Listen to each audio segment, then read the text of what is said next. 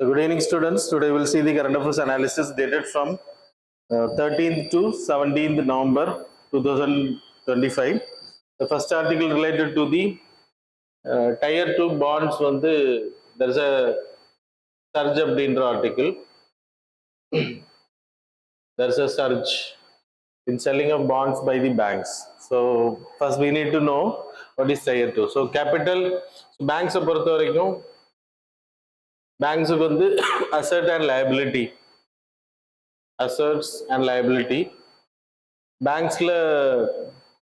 பேங்க்ஸோட asset எதுன்னா banks கொடுக்கக்கூடிய loan இதெல்லாமே பேங்க்ஸோட அசட்டாக இருக்கும். லைபிலிட்டி எடுத்துக்கிட்டிங்கன்னா பீப்புள் டெபாசிட் பண்ணக்கூடிய பணம் the banks need to pay it back.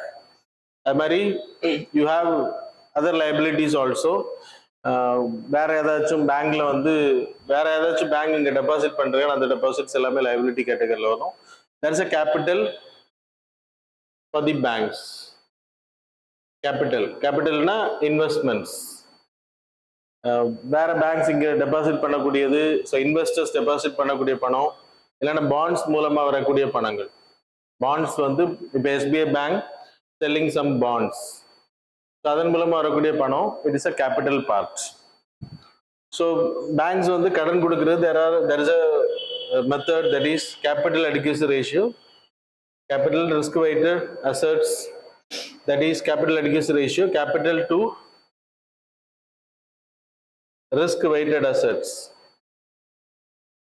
Capital அப்படின்றது பேங்க்ஸோட மூலதன இன்வெஸ்ட்மெண்ட்ஸ் இல்லைன்னா deposited for a long time period, that is bonds மூலமாக வரக்கூடிய பணம் இன்வெஸ்ட்மெண்ட் கிடையாது. ரிஸ்க் வெயிட்டட் அசட்ஸ்னா எல்லா அசட்ஸ் நான் ஆல்ரெடி உங்களுக்கு சொன்னேன். பேங்க்ஸ் கொடுக்கக்கூடிய லோன் எல்லா லோனுக்குமே தெர் இஸ் அ ரிஸ்க். இப்போ ஹோம் லோன் எடுத்தீங்கன்னா கொஞ்சம் ரிஸ்க் கம்மியாக இருக்கும். அதே இது car loan the risk will be very high. Personal loan risk is very high. According to the risk இந்த கொடுத்துருக்கக்கூடிய லோன்ஸோட ரிஸ்கை வந்து கேல்குலேட் பண்ணுவாங்க. கேபிட்டல் அவங்கள்ட்ட இருக்கக்கூடிய capital amount divided by the risk weighted assets. It's needs to be in percentage, that is SBI எடுத்தீங்கன்னா 12.1 வச்சிருக்காங்க. இப்போ 14.2 வச்சிருக்காங்க. 12 இருந்தா போதும் அவங்களுக்கு. எல்லா பேங்க்ஸுக்குமே எஸ்பிஐ, ஹெச்டிஎஃப்சி, ஐசிஐசிஐ இந்த 3 பேங்க்குமே வந்து ரொம்ப important banks, systemically important banks அப்படின்ற கேட்டகரியில் இருக்கிறதுனால they need to maintain huge amount. There is a bucket formula, நான் அது கிளாஸஸ்ல உங்களுக்கு சொல்லியிருக்கேன். ஸோ அவங்க வந்து 12.1% they need to maintain. அதே இது அவங்க வச்சிருக்கக்கூடிய எஸ்பிஐ வச்சிருக்கக்கூடிய 14.2. No need to mug up. Banking படிக்கிறவங்க இது கிளியரா படிக்கணும், மற்றவங்களுக்கு தேவையில்லை. ஸோ கேபிட்டல் அடிக்யூசி நார்ம்ஸை பொறுத்த வரைக்கும் பேசில் நார்ம்ஸ் பேசில் 3ல இருக்கும் நம்ம இப்போ. ஸோ பேசில் 3 நார்ம்ஸ் படி 9%. நம்ம எப்பவுமே அதுக்கு எக்ஸ்ட்ரா 2% போடுவோம். ஸோ 11 பிளஸ் லிவரேஜ் ரேஷியோ வரும். ஸோ அதெல்லாம் சேர்ந்தது தான் இந்த capital to risk weighted assets வந்து மெயின்டைன் பண்றாங்க. ஸோ லைக் இது வந்து நீங்க பேசில் நார்ம்ஸ்ல படிச்சிருப்பீங்க. இப்போ இந்த capital which divided into Tier 1 capital plus Tier 2 capital. இந்த Tier 1 capitalன்றது லைக் பேங்க்ஸோட legal investments, that is coming from the shareholders etcetera. இது வந்து other investments, that is bond ரிலேட்டடாக வரக்கூடிய பணம். இந்த Tier 2 capital வந்து எப்படி இன்க்ரீஸ் பண்றாங்க அப்படின்றது தான் நம்ம இங்க பாக்குறோம். So Tier 2 capital they are increasing by Tier 2 bonds மூலமா இன்க்ரீஸ் பண்றாங்க. ஸோ கேபிட்டல் இன்க்ரீஸ் ஆகும்போது ஆட்டோமேட்டிக்லி அவங்களோட சிஏஆர் நார்ம்ஸ் வந்து இன்க்ரீஸ் ஆகும். So they can give loans. So அவங்க வந்து இந்த 9% இல்லைன்னா 11% they need to maintain. அப்படி மெயின்டைன் பண்ணாதான் அடுத்த லோன் கொடுக்க முடியும். கேபிட்டல் வந்து இன்க்ரீஸ் ஆகும்போது they can give more loans, இல்லைன்னா கொடுக்க முடியாது. ஸோ அதுக்காக தான் என்ன பண்றாங்க அப்படின்னா பேங்க்ஸ் வந்து பாண்ட்ஸ் செல் பண்றாங்க. Tier 2 கேபிட்டல் பாண்ட்ஸை வந்து செல் பண்ற மூலமா பணத்தை எடுக்கிறாங்க. ஸோ எஸ்பிஐ பொறுத்த வரைக்கும் they are selling more than 25,000 crore ஒருத்தான பாண்ட். 6.93% இன்வெஸ்ட் வட்டி கொடுக்குறாங்க interest at a time period of duration of 10 years bond. இப்போ 10 years வரைக்கும் அந்த பணம் அவங்கள்ட்ட இருக்கும். அதுக்கப்புறம் they will return it back. That is the tier 1 tier 2 bonds அப்படின்னு பேர். additional tier 1 bond, additional tier 2 bond, இது எல்லாமே வந்து கேபிட்டல் இன்க்ரீஸ் பண்றதுக்காக பேங்க்ஸ் வந்து செல் பண்ணக்கூடியது. ஸோ அது மாதிரி வேற பேங்க்ஸும் பண்றாங்க. அது வந்து இப்போ இன்க்ரீஸ் ஆயிருக்கு. அப்போ capital with the banks increase ஆகும்போது லோன் அதிகமாகும். லோன் அதிகமாகும் போது money flow in the market will also increase. So it will leads to inflation. That's the method. சரியா? So that's about this article. The next article related to the Drishti அப்படின்ற ஒரு program. So it's a system, it's not a program. Drishti அப்படின்றது. So இது எங்க launch பண்ணியிருக்கேன்னா AI driven wagon locking system. So இது வந்து goods trains. இப்போ ஃப்ரைட்ஸ் வந்து எடுத்துட்டு போறாங்க, வழியில ரன்னிங்ல இருக்கும்போது எங்கேயாச்சும் கூட்ஸ் வந்து திருடுவாங்க. லைக் சீல் பண்ணி எடுத்துட்டு போகக்கூடிய கூட்ஸ் அந்த கண்டெய்னர்ல இருக்கக்கூடிய நிறைய கொள்ளையடிக்கப்படுது. அப்படின்றதுனால ரன்னிங்ல இருக்கும்போது ஏதாச்சும் திருடப்படுது அப்படின்னா அதை வந்து ஏஐ மூலமா டிடெக்ட் பண்ற கேமராஸ் யூஸ் பண்ணி அந்த சீல்ஸ் வந்து பொட்டப்படுது அப்படின்ற மூவிங் டைம் பீரியட்ல பொட்டப்படுதுன்னா அலர்ட் கொடுக்கும். அது வந்து ஐஐடி கவுஹாத்தி ஸ்டூடெண்ட்ஸ் வந்து பண்ணியிருக்காங்க. நார்த் ஈஸ்டர்ன் ஃப்ரான்டியர் ஏரியால இருக்கக்கூடிய அந்த ட்ரெயின் இதுல வந்து முதல்ல இன்ஸ்டால் பண்ணி செக் பண்றாங்க. That's why it came in news. So name மட்டும் போதும், இது அவ்வளோ இம்பார்ட்டன்ட் நியூஸ் கிடையாது. The next article related to the retail inflation is going very high. Retail inflation, CPI, that is Consumer Price Index. Sorry, going low. மாத்தி சொல்லிட்டேன். Retail inflation. இன்ஃப்ளேஷன்னா என்னது? விலைவாசி ஏறுறது. ஸோ விலைவாசி வந்து ஏறல, அதுக்கான காரணம் வந்து டிமாண்ட் இல்லை அப்படின்றது கிடையாது. ஸோ நம்மளோட கால்குலேஷன் மெத்தட் வந்து தப்பு அப்படின்றது. அப்புறம் அதோட பேஸ் எஃபெக்ட் வந்து ரீசன் அப்படின்றது சொல்லலாம். முதல்ல CPI inflation, consumer price index. Consumer price இண்டெக்ஸோட பேஸ் இயர் இஸ் கரண்ட் வந்து 2012 வச்சிருக்கும். அதை வந்து சேஞ்ச் பண்ணப்படணும் அப்படின்றது ரெக்கமெண்டேஷன்ல இருக்கு. நெக்ஸ்ட் இயர் வந்து சேஞ்ச் ஆகும். அது மாதிரி இதோட கால்குலேட்டிங் மெத்தடும் வந்து சேஞ்ச் பண்ணப்படணும். Because we are giving more weightages to foods and beverages வந்து அதிகமாக கொடுக்குறோம். ஸோ இது யார் எடுக்கிறாங்க? இது it's a sample survey organisation, national statistical office வந்து இதை எடுக்கிறாங்க. NSO இது வந்து ரிலீஸ் பண்றாங்க. மந்த்லி பேசிஸ்ல ரிலீஸ் பண்ணுவாங்க. ஒவ்வொரு மந்தும் ரிலீஸ் பண்ணுவாங்க. Compared with the last year, இப்போ இந்த அக்டோபருக்கு ரிலீஸ் பண்ணியிருக்காங்க அப்படின்னா லாஸ்ட் அக்டோபர் கூட கம்பேர் பண்ணுவாங்க. So that's important thing. So இந்த சிபிஐ இன்ஃப்ளேஷன் இதுல என்னென்ன இருக்கும் அப்படின்னா food and beverages, that is 46% weightage. அதே மாதிரி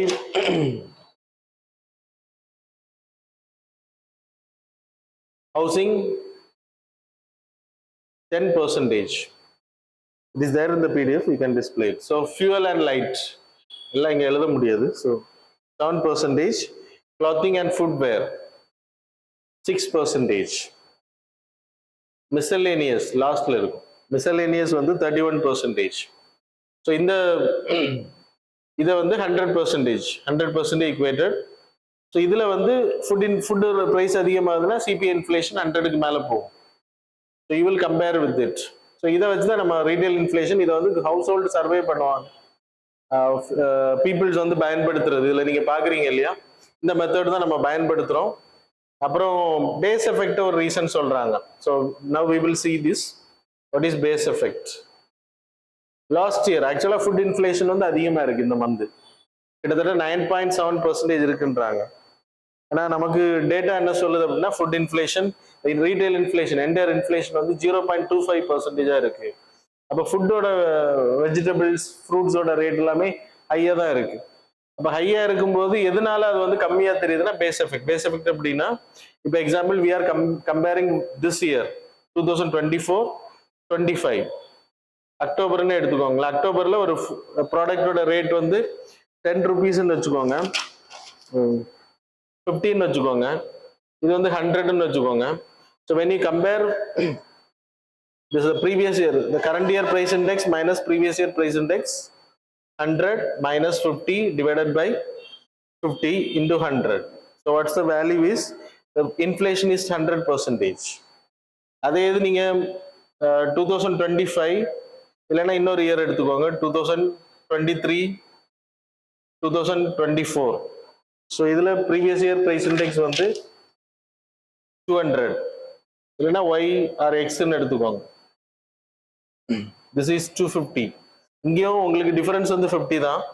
ஸோ 50 டிவைடட் பை 200 கரெக்டா இன்டு 100. Here it is 25%.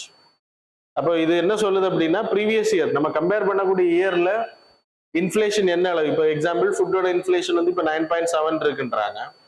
ஆனால் நம்ம இன்ஃப்ளேஷன் வந்து கரண்ட் அக்டோபர்ல ஃபுட் இன்ஃப்ளேஷன் 9.7. ஆனால் லாஸ்ட் இயர் அக்டோபர்ல ஃபுட் இன்ஃப்ளேஷன் எவ்வளோ இருந்திருக்கும் அப்படின்னா இதை கம்பேர் பண்ணும்போது 10.75 இருந்திருக்கும். அப்போ இதை கம்பேர் பண்ணும்போது இட் வில் பி லெஸ். அதை வச்சுதான் இதை வந்து சொல்றாங்க. ஸோ பேஸ் எஃபெக்ட் அப்படின்றது தான். லாஸ்ட் இயரை கம்பேர் பண்ணும்போது நீங்க கம்பேர் பண்ணும் அந்த இயரோட இன்ஃப்ளேஷன் ரொம்ப அதிகமா இருக்கு, இப்போ கம்மியா இருக்கு அப்படின்றப்ப அந்த டிஃபரன்ஸ் தான் சொல்லுவாங்க. சரியா? So that's about the thing. அது ஒரு ரீசன். அப்புறம் நம்மளோட calculation method, we are giving more weightage to food. இன்னைக்கு நம்ம அதிகமா இன்கம் வர்றதுனால ஃபுட்டை நம்ம வந்து செகண்டரியா பண்றோம், மற்ற எக்ஸ்பெண்டிச்சர் அதிகமா இருக்கு, அதுக்கு வந்து வெயிட்டேஜ் கொடுக்கப்படணும். why it is anomaly அப்படின்னா ஃபுட் அண்ட் பிவரேஜஸ் வந்து 47% கொடுக்கப்படுது. அப்புறம் வெஜிடபிள் ப்ரைசஸ் ஹை இருக்கு, ஆனா இங்க ரிஃப்ளெக்ட் ஆகல அப்படின்றது. பேஸ் இயர் வந்து 2012 இருக்கு, அதுக்கு பிறகு தான் இப்போ ஜிஎஸ்டி ரிஃபார்ம் பண்ணியிருக்கோம் லாஸ்ட் மந்த். அதோட ரிஃப்ளெக்ஷன் எல்லாமே இருக்கும் அப்படின்னு சொல்றாங்க. அது மட்டும் இல்லை, இந்த calculating method, the weightages need to be change, அதுவும் சொல்லப்படுது. So that's about this article. The next article related to the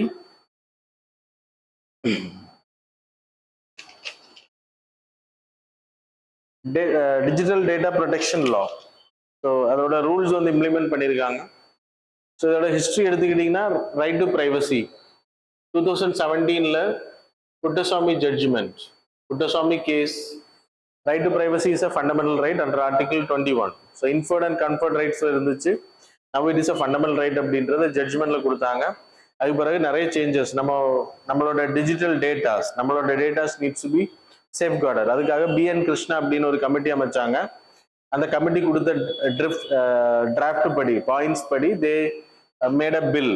அதுக்கு பிறகு அது ஜாயிண்ட் பார்லிமெண்டரி கமிட்டிக்கு போச்சு. அதுக்கு பிறகு இப்போ ministry of electronics and technology வந்து ஒரு பில்லை இனிஷியேட் பண்ணி 2023ல digital personal data protection act அப்படின்னு சொல்லிட்டு ஒன்று கொண்டு வந்திருக்காங்க. அந்த ஆக்ட்ல இருக்கக்கூடிய விஷயங்களை இம்ப்ளிமெண்ட் பண்றதுக்கான ரூல்ஸ் மேக் பண்றாங்க. ஸோ ஆக்டை வந்து அப்படியே இம்ப்ளிமெண்ட் பண்ண முடியாது, they will make rules how to implement.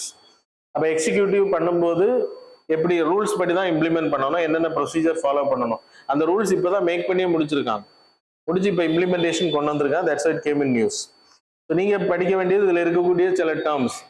Digital data protection, அதுல பிரின்சிபிள், டேட்டா பிரின்சிபிள்னா யாரு, ஃபிடிஷரினா யாரு, டேட்டா ப்ராசஸர்னா யாரு, ஹவு இட் வில் அப்ளை, என்னென்ன லைக் லிஸ்டிங் இருக்கு, பிளாக் லிஸ்டிங் இருக்கு, அப்புறம் வயலேஷன் பண்ண என்னென்ன தண்டனை, இதெல்லாம் நீங்க படிக்கணும். ஸோ இதுல digital data protection, there is a processing யாரு பண்றா, இந்தியாவில் பண்றாங்களா வெளியில பண்றாங்களா, எந்த டேட்டாஸ் எல்லாம் இந்தியாவில் பண்ணலாம், எந்த டேட்டாஸ் எல்லாம் அவுட் சோர்சிங் வெளியில பண்ணலாம் அப்படின்றது. ஸோ டேட்டா பிரின்சிபிள் அப்படின்னா, இப்போ example I am giving my datas in Google, இல்லைன்னா அமேசான்ல நான் கொடுக்குறேன் அப்படின்னா, இல்லைன்னா ஏர்டெல்ல நான் கொடுக்குறேன்னா, my datas are called as who I am holding the data, that is called as data principal. என்னோட பர்சனல் டேட்டா, அப்போ நான் தான் டேட்டா பிரின்சிபிள் அப்படின்னு பேரு. டேட்டா ஃபிடிஷரினா யாருக்கு நான் கொடுக்குறேன், அமேசானுக்கு கொடுக்குறேன் அப்படின்னா என்னோட டீடைல்ஸ் அவங்ககிட்ட இருக்கு அப்படின்றப்போ they are called as data fiduciary. Amazon வந்து அந்த டேட்டாவை இன்னொரு கம்பெனியோட சர்வர்ல ப்ராசஸிங் பண்றாங்க, that is they are called as processor. இப்போ டிசிஎஸ் கிட்ட கொடுக்குறாங்க, இல்லை இன்ஃபோசிஸ் கிட்ட கொடுக்குறாங்க, விப்ரோ கிட்ட அவங்க கொடுக்குறாங்க அப்படின்றப்போ டேட்டா சென்டர்ஸ். அவங்க டேட்டா சென்டர்ஸை மெயின்டைன் பண்றவங்களுக்கு பேரு டேட்டா ப்ராசஸர்ஸ் அப்படின்னு பேரு. அப்போ இந்த 3 பேருக்கும் there are restrictions. Data principal அப்படின்றப்போ, இப்போ மைனர் அப்படின்னா லைக் லெஸ் தேன் 18 அப்படின்றப்போ minor, there will be a guardian. Data பிரின்சிபிள்ஸோட டேட்டாஸ் வந்து எங்கெல்லாம் வயலேட் பண்ணக்கூடாது, எங்கெல்லாம் கன்சென்ட் வாங்கணும் அப்படின்றத இங்க மென்ஷன் பண்ணியிருக்காங்க. கண்டிப்பா கன்சென்ட் இல்லாம இன்னொருத்தங்களுக்கு, டேட்டா ஃபிடிஷர்ல இருந்து இன்னொருத்தனுக்கு ஷேர் பண்ணக்கூடாது. இப்போ எக்ஸாம்பிள் அமேசான் வந்து ஏர்டெலுக்கு கொடுக்கக்கூடாது, இல்லை இன்சூரன்ஸ் கம்பெனிஸ்க்கு வந்து ஷேரிங் பண்ணக்கூடாது, then it will be called as violation. அது மாதிரி டேட்டா பர்சனல் டேட்டாஸ் வந்து you need to share inside India. எந்த டேட்டாஸ் எல்லாம் வெளியில கொண்டு போனா நான் பர்சனல் டேட்டாஸ். பர்சனல் டேட்டாஸ் அப்படின்றப்ப நம்மளோட name, date of birth, Aadhaar number இருக்கு அப்படின்னு ஆதார் நம்பர், அட்ரஸ், இதெல்லாமே பர்சனல் நம்பர்ஸ், பர்சனல் டேட்டா கேட்டகரியில வரும். சரியா? Consent with the like fiduciaries வந்து முதல்ல கன்சென்ட் வாங்கணும் அப்படின்ற, அதனாலதான் ஒரு பாக்ஸ் கொடுத்து உங்களுக்கு எல்லாமே ஆக்சஸ் கேட்பாங்க. சரியா? அது மாதிரி ஜெனரல் இதை நம்ம எங்க இருந்து மாடல் எடுத்தோம், இந்த டேட்டா ப்ரொடெக்ஷன் எடுத்தீங்கன்னா GDPR, general data protection rules of இல்லைன்னா ஆக்ட் ஆஃப் யூரோப்பியன் யூனியன். முதல்ல வேர்ல்டு லெவல்ல டேட்டா ப்ரொடெக்ஷனுக்கு ஒரு சட்டம் கொண்டு வந்தது யூரோப்பியன் யூனியன். அப்ப அவங்க கொண்டு வந்த சட்டத்தை தான் நம்ம மாடலை எடுத்து BN கிருஷ்ணா கமிட்டி ரெக்கமெண்டேஷன் மூலமா இதை பண்ணியிருக்கோம். அதுல என்ன பண்ணியிருக்காங்கன்னா ஒயிட் லிஸ்டிங்னு ஒன்று வச்சிருக்காங்க. இந்த white listing companies they can share their datas. இதுல இருக்கக்கூடிய கம்பெனிஸ் தான் அவங்க டேட்டாஸை வந்து மற்ற கம்பெனிஸுக்கோ ஈவன் கன்சென்ட் இருந்தாலும் ஷேர் பண்ண முடியும். இந்த கம்பெனிஸ் தான் டேட்டாஸை வாங்க முடியும். நம்ம என்ன பண்ணியிருக்கோம்னா இது அப்படியே பிளாக் லிஸ்டிங் அப்படின்னு சொல்லிட்டு வச்சிருக்கோம். எந்த கம்பெனிஸ் எல்லாம் டேட்டாஸ் வாங்கக்கூடாது, எந்த கம்பெனிஸ் எல்லாம் ஷேர் பண்ணக்கூடாது. நம்ம மாடல் வந்து ஒயிட் லிஸ்டிங் கிடையாது. ஒயிட் லிஸ்டிங்னா யாரெல்லாம் ஷேர் பண்ணலாம், யாரெல்லாம் டேட்டாஸ் வாங்கலாம் அப்படின்றது. நம்ம மாடல் என்னன்னா பிளாக் லிஸ்டிங், எந்த கம்பெனிஸ் எல்லாம் டேட்டாஸ் வாங்கக்கூடாது அப்படின்ற பிளாக் லிஸ்டிங் பண்றோம். தட்ஸ் அ டிஃபரன்ஸ் அவங்களுக்கும் நமக்கும். அது மாதிரி டேட்டா பிரின்சிபிள் டேட்டா ஃபிடிஷரி கிட்ட கொடுக்குறாங்க, கன்சென்ட் இல்லாம கொடுக்க கூடாதுன்னு சொன்னா, அது மாதிரி some data fiduciaries are called significant data fiduciaries. Significant, less significant அப்படின்னா நார்மலா ஒரு டேட்டா வால்யூம் வச்சு டிசைட். இப்போ Amazon will have more datas, அப்ப they will be called significant data fiduciaries. அவங்களுக்கு மோர் ரெஸ்பான்சிபிலிட்டி கொடுக்குறாங்க. அவங்க டேட்டா ப்ரொடெக்ஷன்ல ஏதாவது பிரீச் பண்ணாங்கன்னா they will be penalised very high. Normal data இது ஃபிடிஷரிஸ் வந்து பீனலைஸ் வெரி லெஸ். அது மாதிரி there should be a data protection board. இந்தியாவை பொறுத்த வரைக்கும் there should be a data protection board. இதுவும் இந்த சட்டத்துல தான் வருது. there will be a chairperson and members. எவ்வளவு பேர் அப்படின்னு சொல்லப்படல. chairperson and members are appointed by the executive. executiveனா கவர்மெண்ட் வந்து அப்பாயிண்ட் பண்ணணும். இவங்க தான் இந்தியாவில் இருக்கக்கூடிய எல்லா ஃபிடிஷரிஸ், எல்லா பிரின்சிபிள்ஸோட டேட்டாஸ் வந்து வயலேட் ஆகக்கூடாது அப்படின்றத கண்காணிப்பாங்க. ஃபிடிஷரிஸ் வந்து யாரெல்லாம் பிளாக் லிஸ்ட் பண்ணப்படணும் அப்படின்றதெல்லாம் இவங்க தான் வேணும். இதுல நம்ம கம்ப்ளைண்ட் பண்ணிக்கலாம். we can give grievances also. Every company who are taking data, that is fiduciaries, they should appoint an officer called as appoint data protection officer. எல்லா கம்பெனிஸ்ல இருக்கணும். அது கீழே there should be an auditor for data protection. எப்படி பண்றாங்க அப்படின்ற audit பண்றதுக்கு நமக்கு ஒரு கிரிவன்ஸ் வந்துச்சுன்னா அதை எங்க லைக் கம்ப்ளைண்ட் பண்றது அப்படின்றதுக்கான ப்ரொவிஷன்ஸ் இருக்கணும்.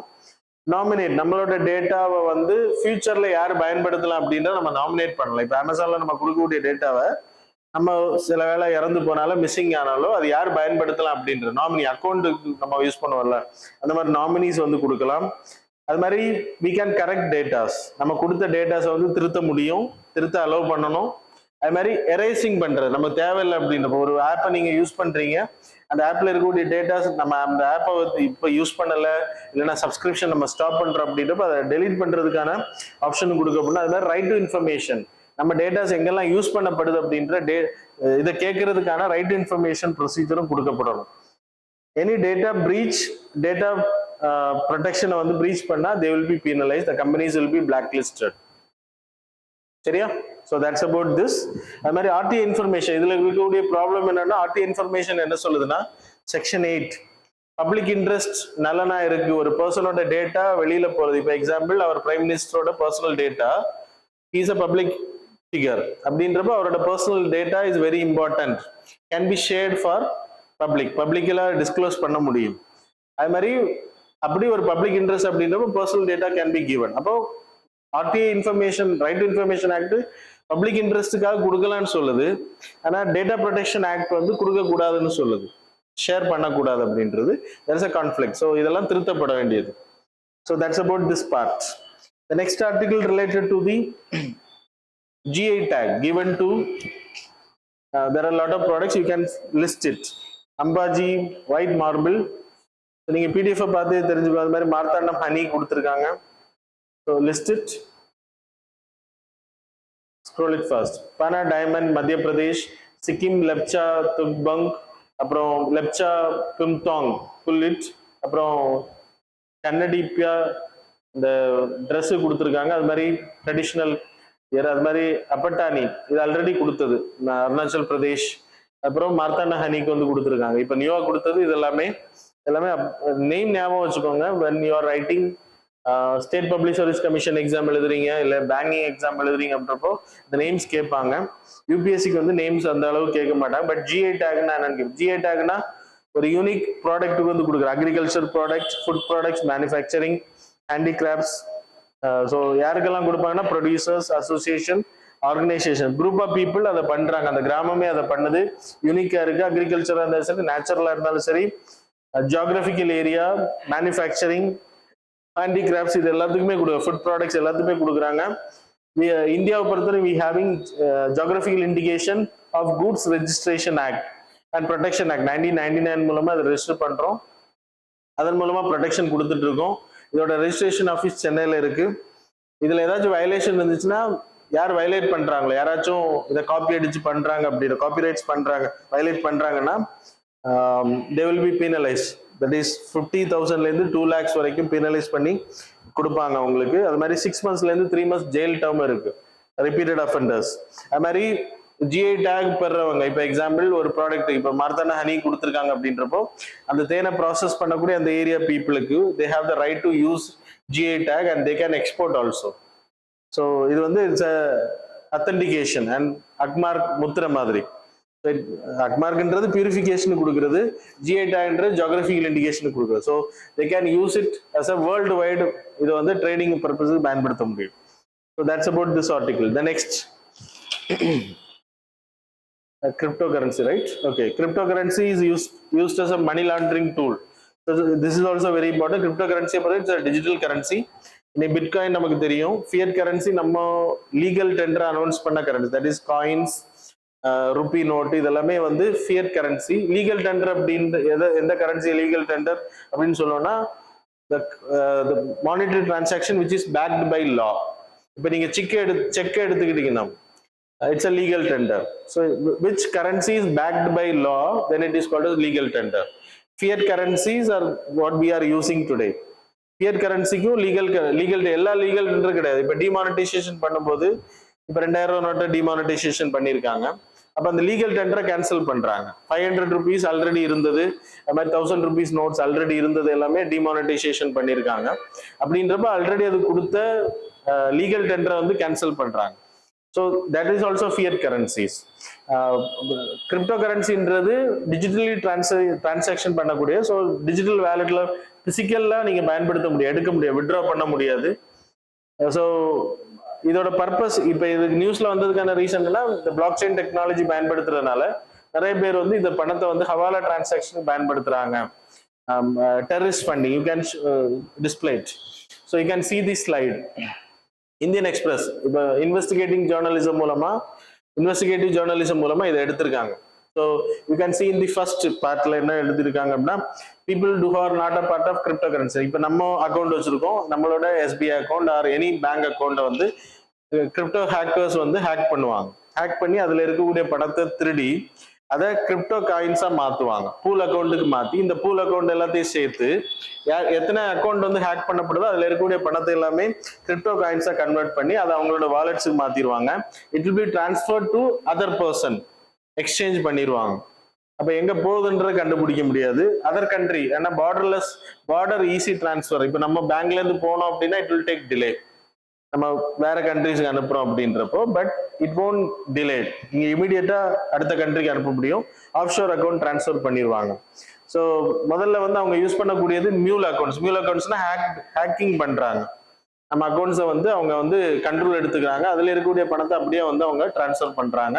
டிரான்ஸ்ஃபர் பண்ணிட்டு அதை மல்டிபிள் சோர்ஸுக்கு மாத்தி கிரிப்டோ காயின்ஸா மாத்தி கிரிப்டோ காயின்ஸ்ல இருந்து வேற கண்ட்ரிக்கு அவங்க மாத்திக்கிறாங்க. ஸோ இப்போ பிளாக் செயின்ல இருக்கக்கூடிய ப்ராப்ளம் என்ன அப்படின்னா, இட்ஸ் அ டீசென்ட்ரலைஸ்ட் பிளாட்ஃபார்ம்.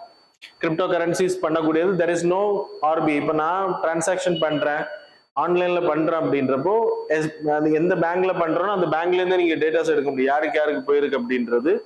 அது மாதிரி RBI is a centralized platform. There is a controller, he can penalize me. So இப்போ நான் இல்லீகல் டிரான்சாக்ஷன் பண்றேன், they can give to income tax also if I am doing some violation or ED கொடுக்கலாம்.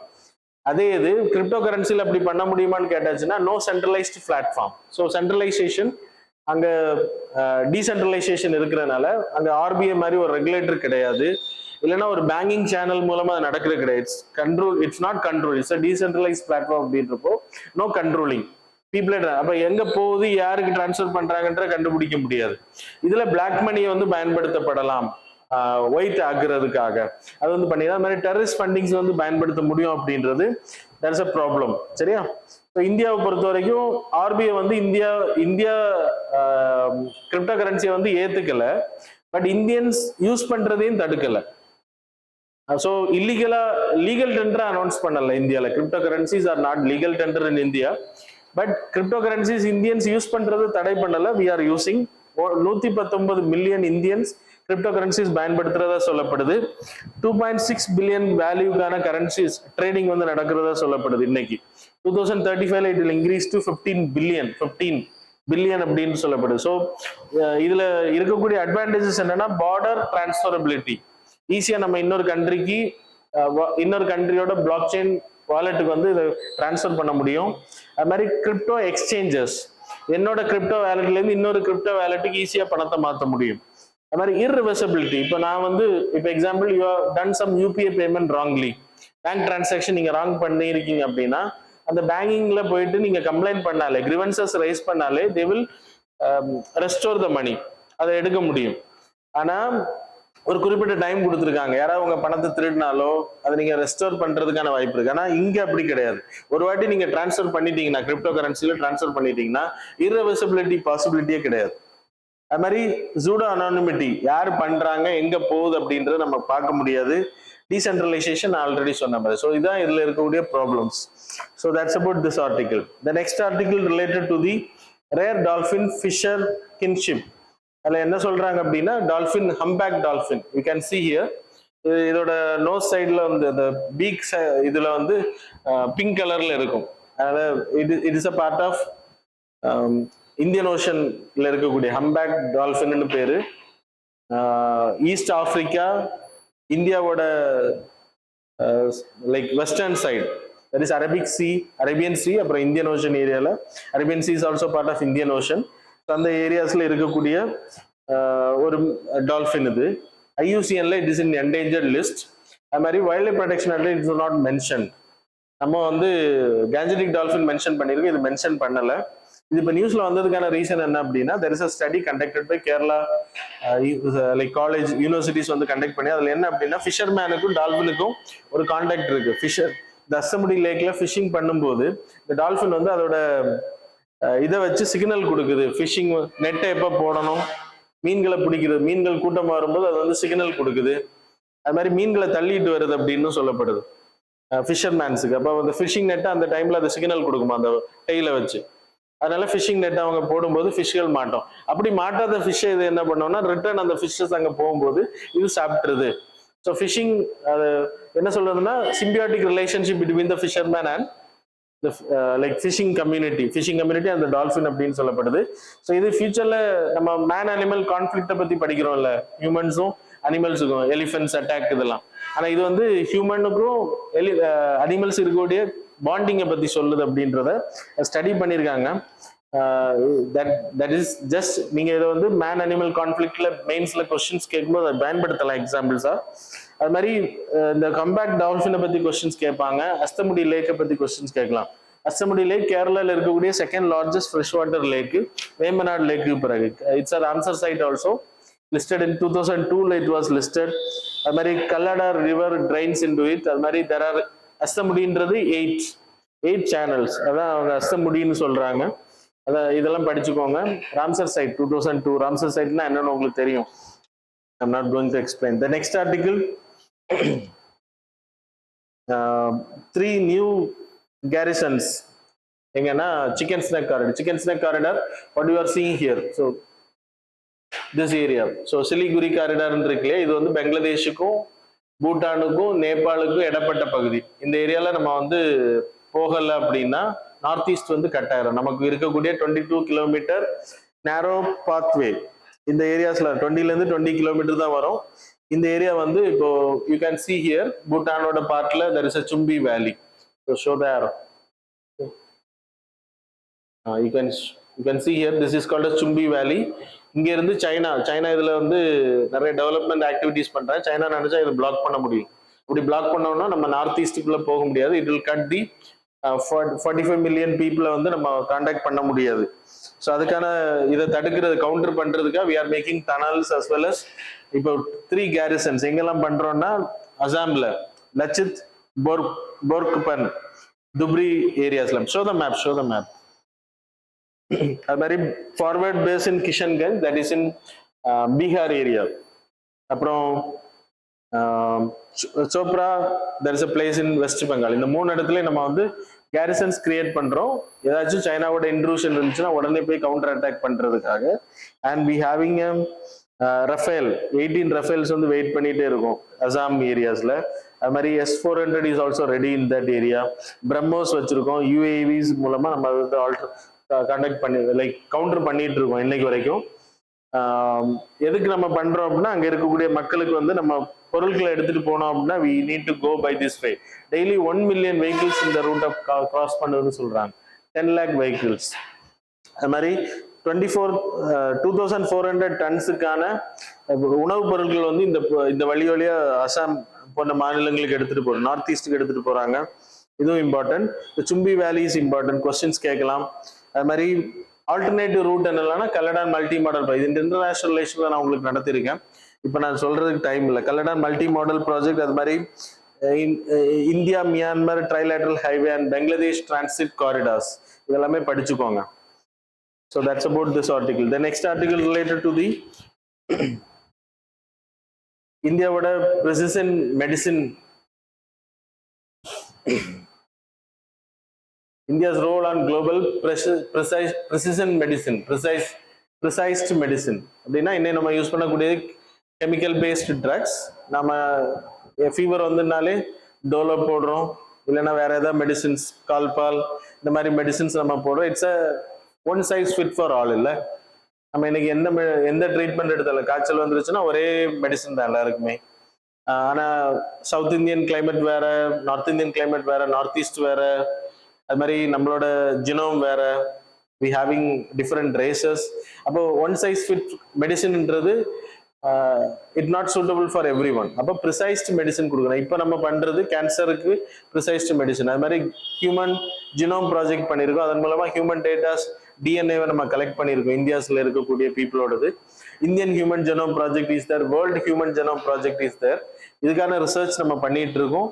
அது மாதிரி CRISPR கேஸ்ட்ரைன் மூலமா ஹெரிடிட்டரியில இருக்கக்கூடிய டிஎன்ஏல இருக்கக்கூடிய defected அந்த இதை வந்து ரிமூவ் பண்ணிட்டு நம்ம வந்து இன்சர்ட் பண்ண முடியும். கிறிஸ்பர் கேஸ்ட்ரைன் அந்த மாதிரி ட்ரீட்மெண்ட் பண்ணி, அது மாதிரி கேன்சர் பேஷண்ட்ஸுக்கு வந்து நானோ டியூப் மூலமா, நானோ கேப்சூல்ஸ் மூலமா இன்ஜெக்ட் பண்றோம். RNA மூலமா மெடிசின்ஸை வந்து இன்ஜெக்ட் பண்றதுக்கு. இதெல்லாம் ப்ரிசைஸ் டார்கெட் மெடிசின். அதுக்கான ரிசர்ச் நம்ம பண்ணிட்டு இருக்கோம்.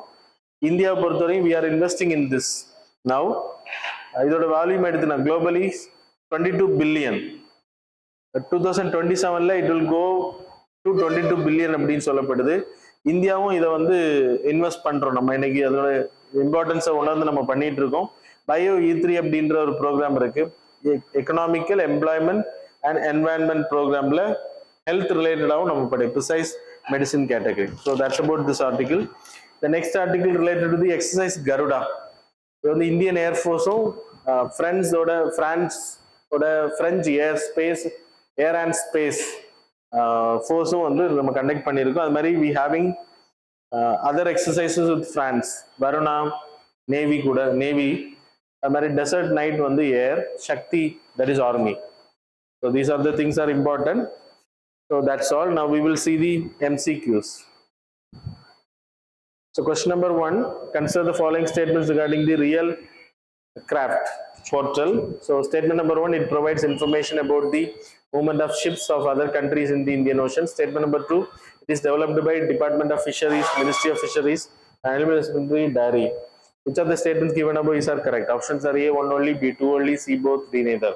Question number 2, with reference to the Vande Mataram, consider the following statements. Statement number 1, it was written by Bankim Chandra Chatterjee in blend of Sanskrit and Bengali language. Statement number 3, it was first sung by Sarojini Naidu at the Congress session in Calcutta. Statement number 3, it was adopted as the national song of India by the Constituent Assembly on 24th January 1950. How many of these statements given above is are correct? Options are A, only 1, B, only 2 are correct, C, all the 3 are correct, D, none of the above. Question number 3, with reference to the National Social Assistance Program, consider the following statements. Statement number 1, the NSAP was launched on 15th August 1995 to provide financial assistance to individuals below the poverty line.